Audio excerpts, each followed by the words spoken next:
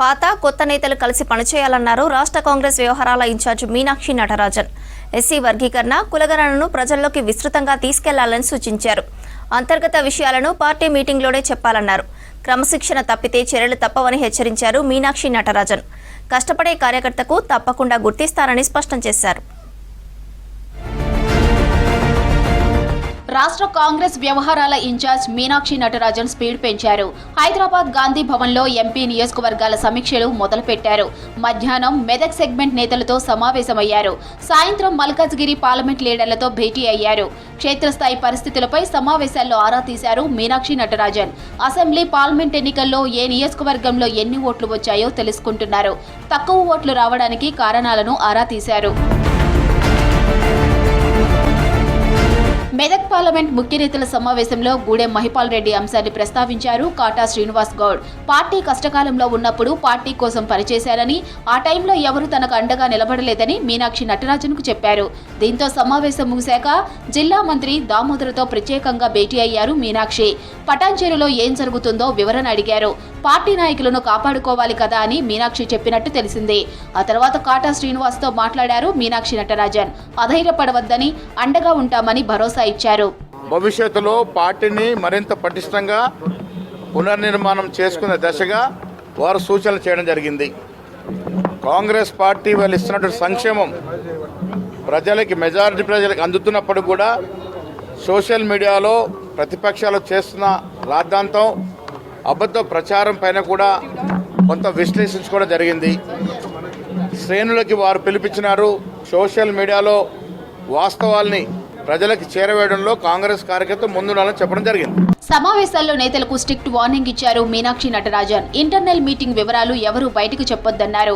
Party line దాటితే క్రమశిక్షణ చర్యలు తప్పవని హెచ్చరించారు. కొత్త వారిని కలుపుకొని ముందుకెళ్లాలని సూచించారు. మరోవైపు బీసీ కులగణన, ఎస్సీ వర్గీకరణ అంశాలపై విస్తృత ప్రచారం చేయాలని సూచించారు మీనాక్షి. జై భీమ్, జై భారత్, జై సంవిధాన్ కార్యక్రమాలు ఘనంగా నిర్వహించాలని దిశానిర్దేశం చేశారు.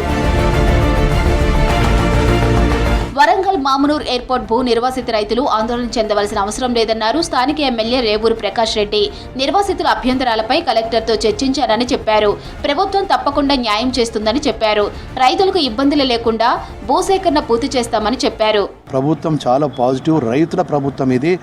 మాయ మాటలతోటి రైతులను మోసం చేసే ప్రభుత్వం కాదు.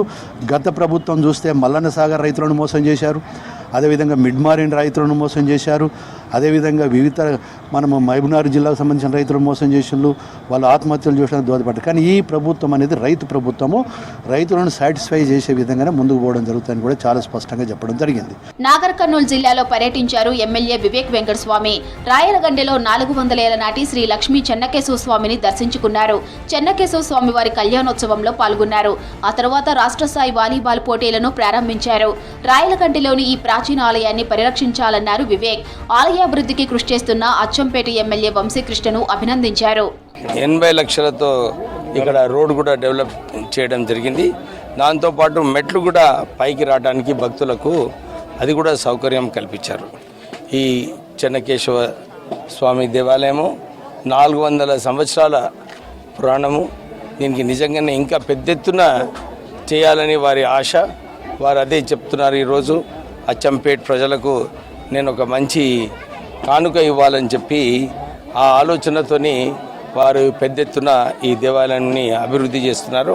రేపు కరీంనగర్, ఆదిలాబాద్, పెద్దపల్లి నియోజకవర్గాల నేతలతో భేటీ కానున్నారు మీనాక్షి నటరాజన్.